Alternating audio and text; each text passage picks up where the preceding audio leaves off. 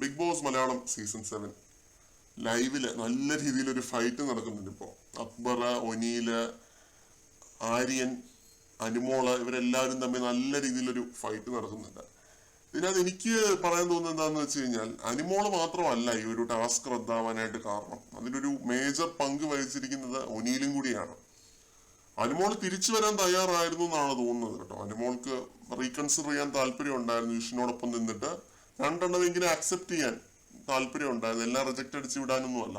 അപ്പൊ ഒനീലാണ് പറഞ്ഞത്, നീ നിന്റെ ഇഷ്ടത്തിനനുസരിച്ച് ഗെയിം കളിച്ചോ എന്ന് പറഞ്ഞ് അനുമോളെ ആ ഒരു വഴിക്ക് തെന്നിച്ചു വിട്ടത് ഒനീലാണെന്നാണ് ലൈവ് കണ്ടതിൽ നിന്നും എനിക്ക് മനസ്സിലായത്.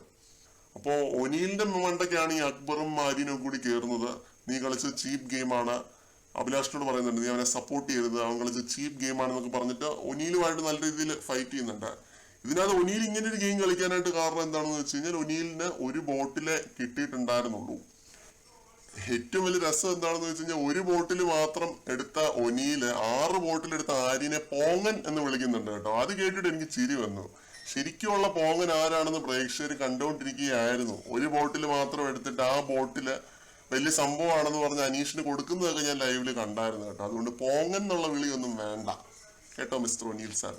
അപ്പോ ഒനീലിന് ഈ ഒരു ഗെയിമിൽ എന്തായാലും കോയിൻ ഒന്നും ലഭിക്കില്ല എന്ന് ഉറപ്പായതുകൊണ്ട് ഇത് റദ്ദാക്കി കളയാം എന്നുള്ള രീതിയിൽ അങ്ങനെ ഒരു ഗെയിം കളിച്ചതാണ്. ഇൻസ്പെക്ടറിനെ കൊണ്ട് ഈ രീതിയിൽ ചെയ്യിപ്പിച്ചതായിട്ടാണ് എനിക്ക് തോന്നുന്നത്. അപ്പോ ഇതായിരുന്നു സംഭവം. ടാസ്ക് എന്തായാലും റദ്ദായിപ്പോയി. ആദ്യത്തെ റൗണ്ട് എങ്ങനെ പോയാലും റദ്ദായിപ്പോയി. ഇനിയിപ്പോ അത് പറഞ്ഞുകൊണ്ടിരുന്നിട്ട് കാര്യമൊന്നുമില്ല. നാളത്തെ റൗണ്ടിൽ പിടിക്കാം എന്നല്ലാതെ ഒന്നും പറഞ്ഞിട്ട് കാര്യമില്ല.